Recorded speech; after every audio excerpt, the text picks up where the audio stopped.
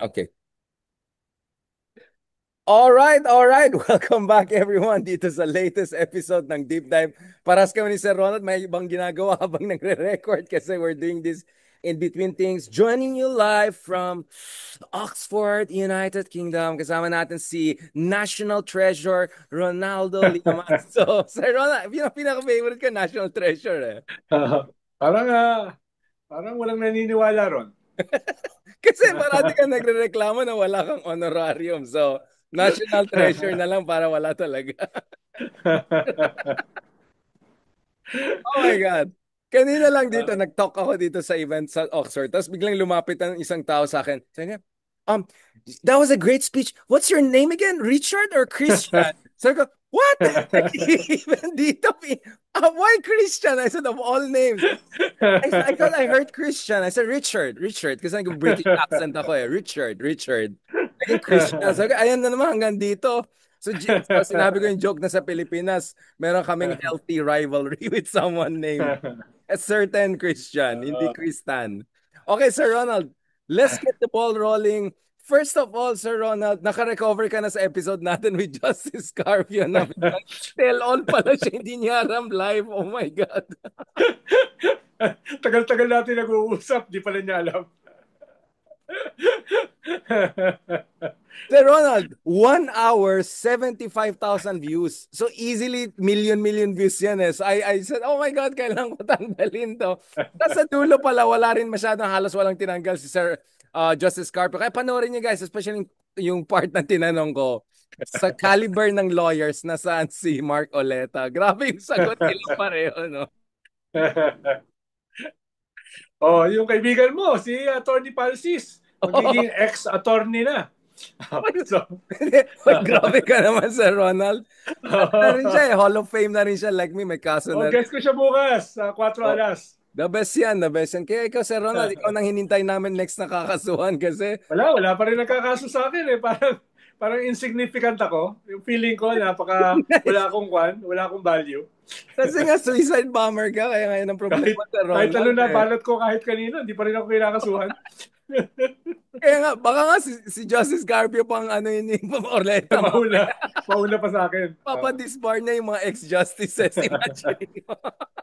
Pero panalo pa rin yung sagot ni Justice Ascuna, no? He hasn't yet reached the summit of his Oh my God! Okay yun ha, sabay-sabay ha, tayong apat. Grabe, Sir Ronald. Parang, Oo. nagets mo ba na hindi alam na live ni Justice? Parang, wait lang, bakit? Hindi, very dynamic siya eh. Very ambivalent siya na nagpapaliwanag, di ba? Hindi na ngayon tayo pinagsasalita eh. Tuloy-tuloy siya eh, di ba? Kinakat tayong lahat eh. Kinakat si Ascuna, kinakat ako. Astig pala ni Justice off the record. Hindi nga ako makapag-bully eh. Tawa siya ng tawa. No? No, so what people love, bakit love na love namin si Justice Carby. He's such a cool guy. In fairness, he didn't take basically the same lang yung episode, pero yun lang for safety check lang. Baka may sinabi na may maan. But Sir Ronald, since para hindi mapahamak si Justice Carby, ikaw naman pahamak naman. Anong pinagagawa mo, Sir Ronald? Daming galit sa'yo. Sabi mo daw, may kuna, may destabilizer. Ikaw daw ang destabilizer. So, baka Wala. kasuhan ka ng sedition. Walang ganon. Although, inamin ni Browner, nakita mo ba? Inamin niya na kinausap siya ng mga retired generals to organize a coup. No? So, okay na yun. Meron siyang inamin, meron siyang hindi inamin. No? Let's leave it at that. Meron ba namang umaamin na nagkuku? Meron ba namang, meron ba namang umaamin na nag-withdrawal of support? Di ba? Oh. Ito talaga si Manny Mogato eh. No? Porque Pulitzer Prize eh. No? Naglabas ng article eh. Alam niya, hindi siya makakasuhan Article eh. ba yan or Substack? Parang nasa blog lang niya yata nilagay, di ba? Hindi ko alam eh. Basta nakita ko Tuesday ba yun? Tuesday after September 21. Parang walang pumansin nun until ikaw nag-mention. Tapos, yung ating Pulitzer Prize. Pulitzer Prize, lalo naging credible. Eh sabi nga na, there is a rumor. Pati nga siya may qualifier. Nga. Pero ikaw, pagkasabi mo, parang wala na eh. Hindi, naglabas ng statement ang kwan eh. Thursday, ang AFP at saka ang SND, sila nagbigay ng kwan. Sila nagbigay ng traction. Tapos kasama pa sa kanilang disclaimer eh, yung CIA daw ang nag-organize. Actually, tingin ko may naglabas noon para magmukhang ludicrous yung article ni Manny Mugato para walang maniwala. No? Yung ganun yung purpose noon eh. Sinama si Kibo, sinama ang CIA, kung sino-sino sinama, no? Para yung article ni Mogs ay maging so ludicrous, hindi na siya believable. Mga style yan eh. Bakit hindi ginagawa Ginagawa ko sa rin atin yan yan? minsan eh. Sir Ron, ba't hindi ginagawa sa'yo yan? Hindi na Ha? kailangan. Ludicrous na ako eh. No, meron. Kaya hindi ka pa kinakaso eh. Lahat kami may kaso. Ikaw na lang natin. Oo. Sabi siguro nila, wala tayong mapupulot dito pag kinasuhan natin. Sir Ronald, baka kailangan mo na mag-change tactic. Baka na-intimidate sila sa samurai, ano mo dyan, mga Ano. packs mo. Then, bait-bait ko. Kanina nga, kasabay ko si Yusek Claire Castro eh. Kasabay ko nga siya kanina eh, dun sa StoryCon. Bait-bait ko raw eh, sabi ni Edling Gao tsaka ni Reg. No? Sabi ko, host ako eh, dapat hospitable ang host. No, pumunta siya mismo sa studio. Aba, talagang tuwan-tuwa siya sa inyo. Mga Oste powers talaga, Sir Ronald. Kayo nang nagtitake Oo. over. Pero Sir Ronald, ako ay nag-Oxford na para maging gentleman. So, uh, I'm So, I'm moving in your footsteps, Sir Ronald. Paras tayong ano ka bumak ba dyan? Full professor ka na ba dyan? Full professor ka na? O foolish lang? full, Ha? full Ah, ah. gentleman. Full Oh, gentleman. sinusundan mo yung footsteps ni President Bongbong? Uy, hindi yan nag-attend. Ah, Yeah. Dumaan lang siya dito. I have to okay, okay. retrace his footsteps pero bigla siyang umalis. I don't know anong term pag nag-attend lang, 'di ba? Parang ay, Sir Ronald, parang sensitive yata yung topic na yan. Nakaka-relate ka ba, Sir Ronald? Ako Nag-attend. naman, baliwala sa akin yung mga topic na yun. Yung mga lecturer, associate professor, professor, doctorate, master, baliwala sa Sir akin yun Ronald, dahil ikaw dropout ay ako eh. isang national treasure. Postdoctoral, honorary doctor, lahat ibibigay namin sa Oo. Sir Ronald. Not enough. Ako lang naman eh. Take me for what I am. Walang Huh? kulang pa rin sa iyo, Sir Ronald. Take a soldier, take a king. And what sayest thou, my love? Ayan tayo, Sir Ronald. Pwede ka Shakespeare, no? dito sa Oxford, Sir Ronald. Pwede ka sa Yan, classics. di ba? Department of Oriental Studies. Shakespearean tayo eh, di ba? Alam mo ba yun? Galing ka talaga, Sir Ronald. Talagang Oxfordshire. Ano ka eh. No, but Sir Ronald, on a serious note, para makasuhan ka rin. Ah, How serious is this destabilization? Kasi nakita ko nasa kabilang, hindi na kabila, nasa 10 kabilang channel ka. Purong sinasabi mo, hindi pa tapos ang itong gulo na to. Kumbaga, there could be more. So, what is the lay of the land, Sir Ronald? with a weak political center and a very volatile landscape na mukhang hindi na matatapos itong mga expose about corruption in government, both dun sa government nung nakaraan at both sa government ngayon. And alam mo naman how weak our institutions are and continue to be weakened by all these exposés, all these corruption scandals, no? Anything can happen. Parang Senate majority. The Senate majority can change overnight. Di ba? Dahil walang instability, walang stability, no? At saka yung mga members ng Senate walang foundation na ideology, even principles, no, even a vision. Kaya all of this is just a naked cynical calculation, which means it can change overnight. Sabi nga ni JB Ejercito, di ba? Nag-iisip na nga ako umalis sa majority dahil hindi naman pinoprotektahan yung mga kapwa natin senador. Pero No? sabi At na ang mag-independent siya, to be fair to him, i-clarify, hindi yes, naman hindi naman DDS. pwede yung independent. Either Oo. you're majority or minority. Tapos ang sinasabi niya, the real culprits ay hindi naman hinahabol. Mga kapwa senador na lang niya. So, what kind of explanation is that? No? So, member yan ng majority.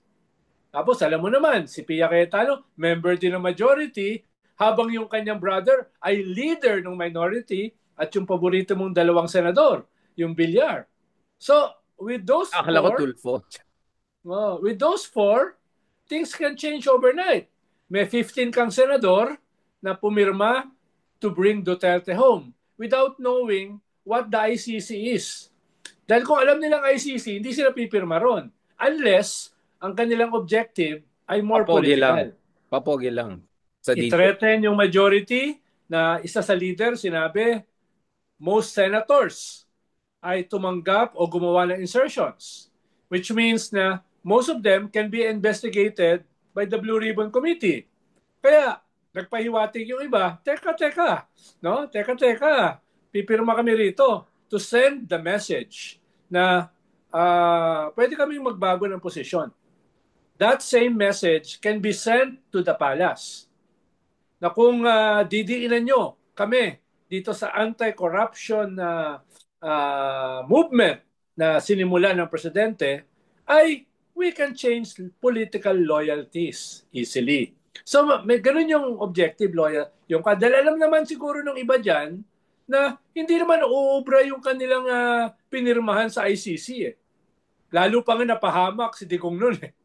No? Kung titignan mo yung rules ng ICC. Kaya yun, no? Yun ang yung tanong mo kasi kanina na tapos na ba yan? Of course not. It will always be there on the sidelines. Or is Ang it the maganda lang beginning of kasi, a new chapter? Is it a beginning of a new chapter, or like are things gonna get worse as things stand? I think things will get worse before it gets better. Pero at least yung simbahan na usually ay laid back, nagle-level up, no? Malinaw yung kanilang parameters, no? Katulad nung press con last Wednesday, nung trillion na peso march na ngayon ay movement na. Anong sabi ni Bishop Colin? No to violence, no? Ito ay peaceful constitutional track. So, yung ganun ba, kahit papano, kung meron diyang adventurers, military adventurers, ay hindi sila basta-basta kikilos, partly dahil sa simbahan, partly dahil nilabas na ni Manny Mogato. Meron ganong unintended Pahamak mo na naman si consequence. Manny. May ganong unintended consequence yung ginawa ni Manny Mogato. So, na ngayon, yung military is under the microscope. So, any sign ay na merong adventure, military adventure, ay lalabas kaagad. So, pasalamatan mo si Manny Mogato dahil yun yung epekto ng kanyang article, no? Kahit walang kumuha, no? Walang kumuha ng major media platform, no? Talo So, tayo. Ang dami natin episodes, pero yung kay Manny ang nagpa oo. Tagal kindle na ng natin fire. sinasabi yung mga threats na yan eh. Walang naniwala sa atin. Kay Manny talaga sila maniwala. Uh, But Sir Ronald, before we go into the like what BBM could do to kumaga may off-ramp dito kasi pataas at pataas yung crisis eh. Eventually it's gonna hit the upper echelon. But before going that, what is your read of Cheese attacking Romualdez? Because that only confirms that after all this was a partisan thing, and with Sara Duterte being there, it just confirmed all of these things na Cheese was really supposedly protecting Sara rather than really doing his job. So kumbaga bumalik yung forthwith anger ng tao eh. When he was supposed to Nagulat protect ka ba? himself and the institution. Nagulat ka ba? Yung parang, huh? Parang gano'n, na-surprise Yeah, ka ba? ang chismis kasi, parang Cheese was also gonna attack some fellow senators na siguro nasa kabilang kampo na parang hindi Ah, kayo magmamaganda. Pero mukhang hindi niya ginawa. Ginawa na lang niya parang, no, this is about Senate upholding its integrity. But like the way he went after Romualdez, I mean, like, what's next? Ipapasapina si Romualdez sa Blue Ribbon Committee and then yung Kongreso, sasapina si Cheese sa baba? I mean, ah. gulo niyan, di Hindi, ba? una, Richard, ay mahirap ng banatan yung mga senador sa majority dahil mas marami silang bala laban sa kanya. No? Tingin ko by design, hindi niya dedepensahan yung sarili niya. Paano mo dedepensahan yung sarili mong report na tumanggap ka ng 30 million sa isang kontraktor para sa iyong kampanya kahit ito ay labag sa Omnibus Election Code? Paano mo dedepensahan yun? Sa nang galing yun eh. Di ba? Tapos, dagdag pa dyan, yung nagbigay sa'yo ay ng kontraktor, ang dami niyang billions of projects sa iyong probinsya na ikaw ay governor pa lamang noon. Tapos yung mga kamag-anak nung kontraktor na nagbigay sa iyo, mga kaalyado mo. dun sa probinsya na yon. So, ang daming smoking gun. So, paano didepensahan yung sarili mo? Hindi na didepensahan. Di ba? Ikalawa, paano mo didepensahan yung 142 alleged insertions mo? Eh, kung may record yung DBM, tapos i-deny mo, di ba? Ikatlo, di ba? Yung pag-upo mo sa BICAM, no? Paano mo i-deny yun? Allegedly, ikaw yung umuupo ron. Di ba? Pwede mong i-deny yung sinabi ni kaibigan mo, si Attorney Falsis, na ikaw ay amoy bulok na keso. Yun, pwede mong depensahan yung sarili mo ron, no? Doon, no? Kaya, Pwede kaya ba tuloy lahat? na libel. No? Pero, pero ikatlo, parang, parang paano mo dedepensahan, no? Yung inamin mo na, na ikaw ay anti-impeachment from the very start. Inamin mo na, forthwith ka pa remand ka pa. Inamin mo na na ayaw mo ng impeachment. No? Medyo late yung pag-amin mo, pero inamin mo na. So lahat ng sinasabi natin noon, totoo. Na ikaw ay talagang anti-impeachment at sinusuportahan mo yung i-impeach dapat na Vice President. Na nandun, pumapalakpak sa iyo, tuwan-tuwa. Sa iyong privilege speech, di ba? Pero Pero parang yung yung iba pinaka... hindi siya tuwan-tuwa. Parang gumagano si Sarah. Parang nagwo-worry parang kinikringe din si Sarah. Nakita mo? Yung pati si Sarah worried sa kanya. Hindi, minsan kasi kay Sarah, hindi ko alam kung ano yung cringe at saka tuwa eh. Parang synonymous na siya. Hindi mo napapansin? Parang, no? Sir Yung, Ronald, just to be clear, you were just removed from the toxic masculinity list. Gusto mo naman bumalik dyan, Sir Ron. okay, change topic na lang. No? Okay naman na banata mo si speaker. Okay naman na banata mo yung mga kongresista. Correct. Pero dapat ikaw hindi gagawa noon. 'Di ba? Dahil marumi rin yung kamay mo eh. 'Di ba? Marumi rin yung kamay mo. Bakit ikaw ang babanat? 'Di ba? Siguro ang pwede lang bumanat diyan si Senator Risa, si Ping Lacson. Yan yung mga pwedeng bumanat. Pero kung ikaw yung babanat, parang oops, credible ba ito? Siya rin mismo ay ang dami ring mga issues na hindi niya madepensahan. So, yun yung problema dito sa kanyang privilege speech na ang daming sinabi pero wala naman talagang sinabi. Hindi ba? No? Nasubukan mo ba yon yung mag-speech na mahaba tapos wala ka naman palang sinasabi? Oo, yung bago ka dumating. Para kung may tanong ka, wala rin akong sagot sa'yo, Sir Ron. Kasi pagdating mo sa end, biglang may tanong ka na. May 10 tanong ka na.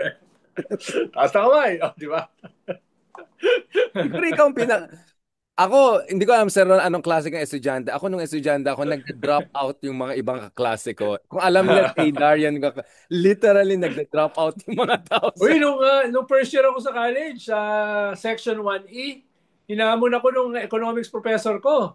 Dahil pinabasa ako ng assignment. Tumayo ako, kinuha ko yung notebook ko, binasa ko. Basa ako ng basa, pinapaliwanag ko yung assignment. No? Tapos yung mga estudyante sa likod, nagtatawanan. So nagtaka yung professor. Bakit sila nagtatawanan? So lumapit sa akin. Wala pala akong binabasa. Wala pala Out assignment. of memory lang. Hinamon ako ng suntukan ng professor, no? Hinamon ako, Ganun pala tapos yung dati, class Sir Ron. president, si Cherry Depante, sabi ni Cherry Depante, wag mong patulan, wag mong patulan. Clearly na ko yun dahil nagbabasa ako ng assignment na walang nakasulat. Yun sana, Sir Ron, may kaso ka na sana So, doon. ganong klaseng estudyante ako. Sobrang, ano ka pala, joker ka pala, Sir Ron. Imagine, nagbabasa, wala palang laman. Ang ganda sana. Nilipat-lipat ko pa yun.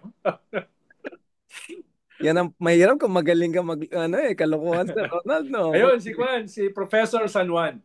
Yun yung Ayan pangalan niya, talaga Professor pinangalan San na. Juan. Buhay pa naman si Sir. God bless him. Hindi ko alam eh. Ay Basta, nako, Sir Ronald. I hope. God bless him.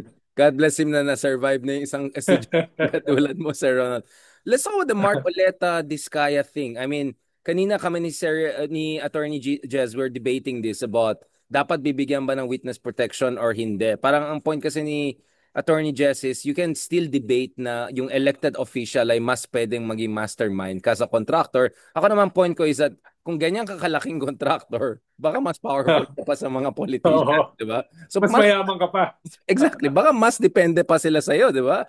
Considering Oo. kamala elections. What is your read on that? Halimbawa, sina Polis ba, tatanggapin mong witness sa state witness? Siyempre, hindi. Di ba? Kaya nakakulong siya ngayon. Oh. Kaya parang ganun yung mga diskaya. Para silang Napoles. Pag yan ay ginawa mong state witness, ibig sabihin magiging Gulo na yan. immune sila from suit, Gulo. tapos hindi pwedeng ibalik yung kanilang hundreds of billions. Imagine mo, magiging tingin ng tao na yung nagbigay sa kanila ng witness protection, yung nagtulak sa kanila na maging witness ay sasabihin ng mga tao na bayaran. No? With their billions. Dahil hindi na babawiin ng state yung billions eh. Pag naging state witness ka eh. Yeah. Maliban pa sa hindi ka na Legitimize. makukulong. Eh nakita Malegitimize. mo naman yung kanilang testimony. Yung mga diskaya, ang sabi, walang senador na involved, puro congressman lang. Si Bryce naman ay puro senador ang involved, no? Tapos si ko naman, Yusek Bernardo ay hindi binanggit yung kanyang kaibigan na si Jinggoy. Hindi binanggit yung nag-appoint sa kanya na si Mark Villar. So, paano mo pagkakatiwalaan yung mga witnesses na yan? Diba? So, dapat mas circumspect ang DOJ kung sila ay gagamitin ba talaga na state witness. Are you worried? I mean, I'm seeing all these pictures of parang nagpapaganyan-ganyan Alice Go style na pa-cute siya. Do you think that's confidence? Do you think that there's a chance? That's impunity. Hmm. That's a classic impunity. Wala siya pakialam. Tingin nila untouchable sila. They have all the money para bilihin yung kanilang pagiging state witness. They have all the money to have the best lawyers. They have all the money to pay all these politicians para depensahan sila. Kaya nga sabi ni Ping Lacson doon sa isang senador bakit mo sila dinedepensahan? Ganun siya ka-klaro. Ang tawag ko dyan, Diskaya diehard supporter. Oo, di ba? Biglang ang daming supporters ng Diskaya na nakakaawa daw sila, hindi naman sila mastermind, parang ano lang naman. Parang si Digong, nakakaawa. No? Kaya bring him home. I-house arrest. Siya ay nag-collapse. Hindi ba Siya medyo ay hindi na makapag-isip na matino. Siya ay nangangayayat na. No? So, di ba? Wala na akong pake doon sa isa na nagle-lecture sa atin kung sinong dapat political analyst or hindi. Pero si Lacson, when Lacson said, kasi kababayan natin to see a Filipino na ganyan, kawawa, ganyan. Sabi ko, bakit si Kian de los Santos? Bakit hindi yung libo-libong tao? Yung ibang senador dyan, andun sila panahon ni Duterte, wala silang ginawa. Or duwag sila, to be honest about it. So, the least they could do is just shut up and not defend Duterte based on false sympathy, or at the very least, sige, maawa kay Duterte, maawa rin kayo sana doon sa mga libo-libo na namatay sa drug war na yan. Correct. So, Sir Ronald, do you see the Diskaya thing as a potential trigger point? Kasi kausap ko rin isang Nepalese dito. Very, very potential trigger point. I'll tell you this, Sir Ronald. The reason I'm also very worried is yung isang Nepalese na kasama namin dito sa Oxford, almost hindi siya nakarating dito kasi sinunog daw, hindi lang Parliament, Supreme Court, ganun, pati yung mga opisina, mga clerical offices. Bakit kamo? Yung mga corrupt daw na politician, para hindi sila mahuli yung mga dokumentos, inilfiltrate nila yung revolution at binayaran daw nila yung mga hegemon na mga gangsters sa Nepal para sunugin lahat ng dokumento. So, I'm wondering, like, this could easily get, like, you could see, matrig yung tao. Meron din yung mga tao na may interest na may mga documentos na masunog. Di ba? Like, you could see these things can come together very fast, no, Sir Ronald? Meron na nga mga nawawala na dokumento daw sa DPWH di ba? So lalo na dito, madaling gawin 'yan. Lalo na hindi ko sigurado kung digital na yung ating mga records Correct. Oo. So kaya balikan na rito, biyahe ka ng biyahe. Oh, boring naman dyan sa mga pinupuntahan mo. Sir, healthy distance para mamimiss niyo ako, Sir Ronald. Pagbalik ko, revolution na yun. Sir Ronald! Magpapasurvey ako sa Okta kung meron nakakamiss sa'yo rito. Grabe, dinamay mo pa si Ranjit sa mga kalapag. But Sir Ronald, sa last part nito, what should BBM do I mean, obviously, he has to save himself in the sense that, di ba ngayon si Kiko Barzaga, tapos na siya, nagpa-resign na si Romualdez. Ngayon naman, sinasabi niya, impeach Marcos or resign Marcos. So what's the way to off-ramp this and at the same time keep the people who are legitimately angry also not at bay but at least to mollify them or to make sure hindi rin sila sasali sa Menjola style kind of riots or violence and all of that? I mean, is there an off-ramp here? Is there a way that Speed! Marcos can avoid a total political breakdown? Speed! Speed! Kailangan niyang bilisan. Dahil yung pasensya ng mga tao ay na-exhaust na eh. No? Tapos yung ICI, nagkaroon pa ng mga controversy sa pag-alis ng paborito mong mayor ng Baguio. Di ba? Nagkaroon pa ng mga bakbakan na medyo tinatamaan yung ICI. Tapos ayaw pa ng ICI nagawing transparent yung kanilang proseso at saka investigasyon.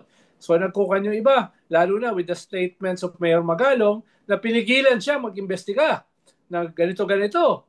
No? So, tapos hindi pa transparent. So, nagsisimula mag-pile up. Tapos yung pinalit sa kanya, medyo laid back. Tapos yung head ng ICI, hindi naman ganun kaganda rin yung track record. So, mismo yung ICI, na very limited yung ngipin, ay tinatamaan. So, kailangan mabilisin nila na, merong kinasuhan, no? Merong ipapakulong, merong babawiin, di ba? At merong reforms na gagawin. No? Bilisan nila, kailangan nilang gawin 'yan as fast as possible. Di ba? So, halimbawa, sinasabi ngayon, pagkatapos ng kanilang investigasyon, bibigay sila ng recommendation sa DOJ, sa NBI. Naku, ibig sabihin matagal pa na proseso 'yan. Di ba? Tapos may pressure na itigil na yung Blue Ribbon investigation. Eh kung ganyan yung ICI mo, mahalaga na magpatuloy yung Blue Ribbon. Di ba? Kung magpatuloy naman yung Blue Ribbon, matetreten yung ibang mga senador, baka matanggal naman si hindi lang si Tito Soto, kundi si Ping as head ng Blue Ribbon. Yeah. Imagine mo yung image niya sa mga tao na dahil sa investigasyon ng Blue Ribbon, ay bigla magpapalit for the third time. No, in a few months, magpapalit for the third time yung Senate President, yung majority at saka minority. Imagine mo Ang gulo, di yung ba? exasperation, disenchantment ng mga tao. Ang Gulo. sisisihin ba nila, Senado lang? Ang sisisihin nila, the entire system. Di ba? At yung mga sinasabi natin, mga destab na yan, lalong magkakaroon ng legs, lalong magkakaroon ng bitamina. Di ba? Na sabi ng wala namang destab eh. Wala naman eh. No? Et cetera, et cetera. Eh talaga namang hindi magsasabi yan. Hindi naman magpapakilala yung mga yan. It will just happen. Di ba? Kaya speed. No? Pero Speed, speed and also decisiveness, simultaneous, di ba? drama. No? Speed and simultaneous din dapat. Ang daming mga moving parts kasi nito, Sir Ronald, no? Daming mga aliado niya na hindi natutuwa, daming mga kalaban niya na gustong i-take advantage to, pabaksak yung peso. Makano yung peso ngayon? 59 pa rin, Sir Ronald? Grabe, no? 58. I mean, still, mataas pa rin, Sir Ronald. So, like, Yeah. that was a warning shot talaga. And medyo pumapangit ng reputation natin. So, speed also in terms of de-escalating this. But what about the ombudsman part? Remulla na, basically. Should we... Well, isa yun sa kailangan mabilisin. No? Yeah. Bilisan na yan. Ang tagal na eh. Diba? Bilisan nyo na yan. No? So, dahil kahit pa paano, kung ganyan yung nagja-jogging in place ang ICI, tapos pine-pressure yung Blue Ribbon na magsara, at least magiging isang magandang foil yung ombudsman. Pwede na silang mag-open ng mga bank accounts. Pwede na silang mag-file ng plunder cases para non-bailable. No? So, meron silang pwedeng gawin. Habang ito ay leaves much to be desired. Habang ito ay may pressure para isara. Diba? So, yes, a lot of moving parts, pero kung meron kang strategy, meron kang 360-degree vision, meron kang alam dun sa iyong mga kalaban na gustong i-hijack itong anti-corruption movement, yung crisis na yan, pwede mong i-shape papunta sa isang logical conclusion. Pero kung ikaw ay lost, reactive ka lang, tapos hindi mo alam ang gagawin, di ba? Tapos yung mga kabinete mo hindi nagle-level up, isa lang ang nagle-level up.